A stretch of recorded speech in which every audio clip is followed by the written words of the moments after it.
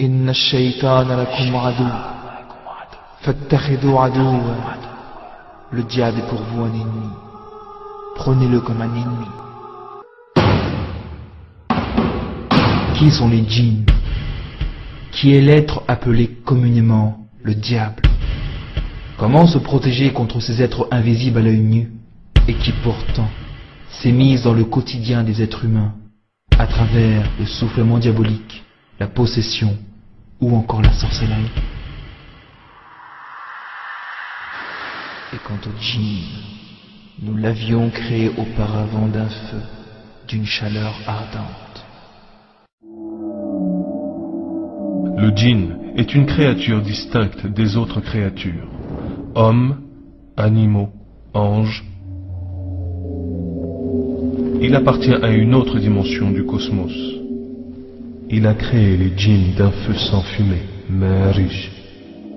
Ibn Abbas a expliqué Ma'arij par un feu pur.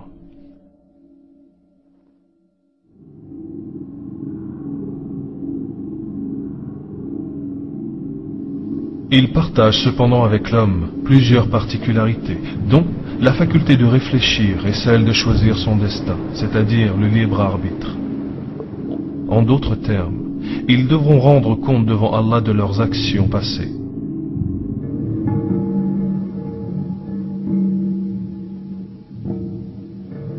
Il reste qu'il est différent de l'homme par son origine. Il a été nommé djinn parce qu'il est invisible aux yeux des hommes. Dans la langue arabe, jinn veut dire caché, invisible. Un verset du Saint-Coran dit « Il vous voit, lui et ses suppôts d'où vous ne les voyez pas. » En ce qui concerne la religion, les djinns comme les êtres humains peuvent être chrétiens, juifs, musulmans, bouddhistes, hindouistes, etc. Parmi eux, certains font le bien, d'autres le mal. Une catégorie spécifique œuvre aux côtés des démons pour égarer l'homme du droit chemin.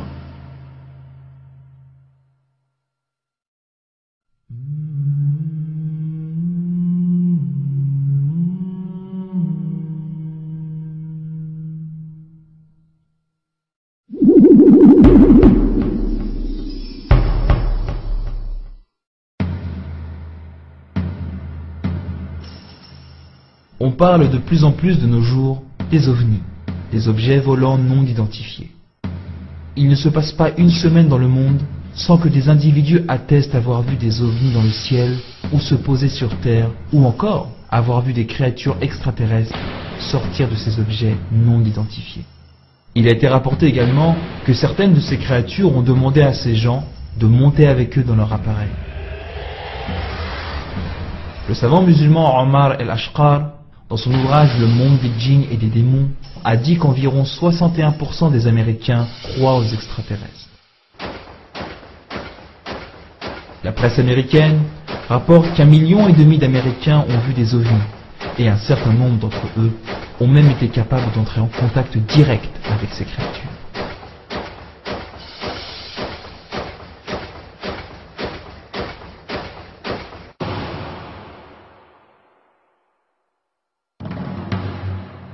La cinématographie américaine regorge de films sur les ovnis.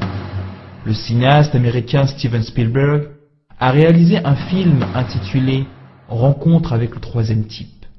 Il a fait ce film après avoir collecté des informations provenant de gens qui avaient vu des soucoupes volantes ou qui étaient entrés en contact avec eux.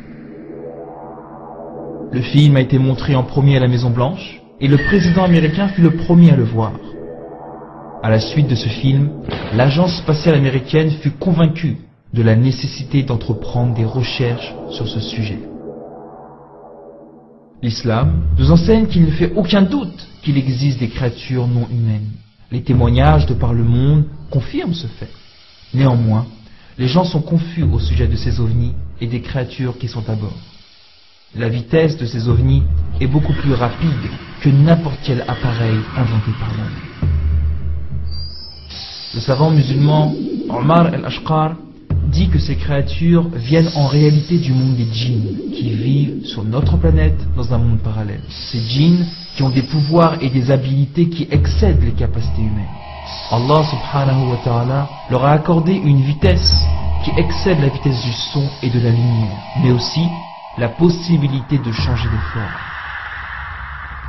Notre ère est celle du progrès scientifique, et les djinns, dans leur course effrénée à égarer les hommes, utilisent des moyens qui vont capter l'attention des gens et les rendre curieux. En l'occurrence, dans le cas présent, en se faisant passer pour des êtres venus de l'espace. Il vous voit, lui et ses suppôts d'où vous ne les voyez pas.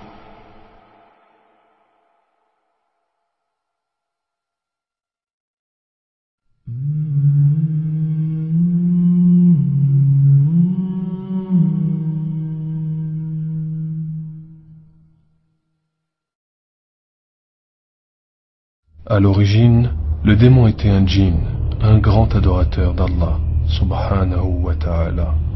Certains commentateurs du Coran estiment que Satan, avant qu'il ne désobéisse à Allah, était appelé Azazil. Il était un djinn qui vivait parmi les anges. Le jour où il a désobéi à Allah, il fut transformé en un être hideux, devenant ainsi le premier démon. Satan, qu'Allah le maudisse, déteste les fils d'Adam, contrairement aux djinns qui peuvent être des serviteurs pieux. Satan et ses troupes démoniaques travaillent chaque jour pour égarer le fils d'Adam du sentier de l'adoration d'Allah. Il utilise toute son énergie pour parvenir à ses fins. Sa mission est de nous faire plonger en enfer pour l'éternité. Sa haine envers les êtres humains est incommensurable. Il n'obtient pour cela ni salaire et pourtant son stratagème est minutieusement appliqué par ses soldats.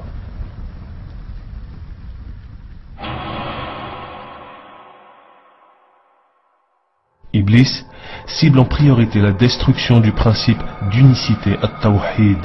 Il essaye de faire glisser l'homme dans le plus grand péché, celui qui consiste à associer à Allah une autre divinité, le shirk, la grande association, la petite association et enfin l'association cachée. Il exploite toutes les faiblesses de l'homme en sondant l'âme pour voir ce qu'elle désire et aime. Et par cette porte, il enflamme les envies, les passions, en envoyant ses soldats d'entre les djinns et les hommes.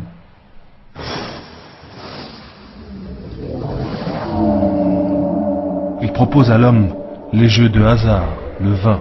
Il profite aussi des faiblesses intérieures, al-amrad al-batiniya, l'orgueil, l'égoïsme, l'ostentation, la haine, l'impatience, l'avarice, la colère.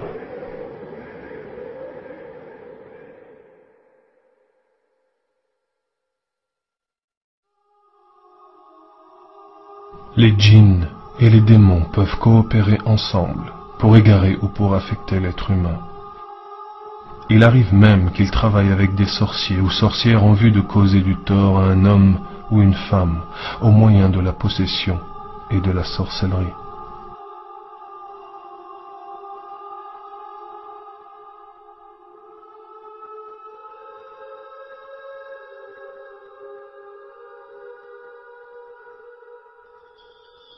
أعوذ بالله السميع العليم من الشيطان الرجيم بسم الله الرحمن الرحيم إن ربي على صراط المستقيم أعوذ بالله من استعاذ به موسى وعيسى وإبراهيم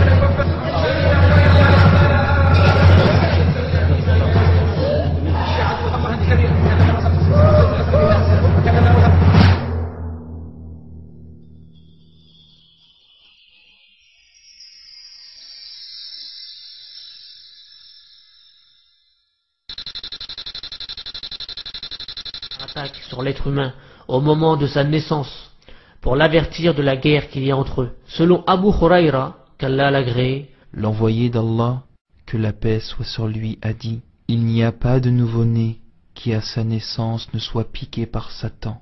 Il pousse son premier cri suite à cette piqûre, Narsa, à l'exception de Jésus et de sa mère Marie.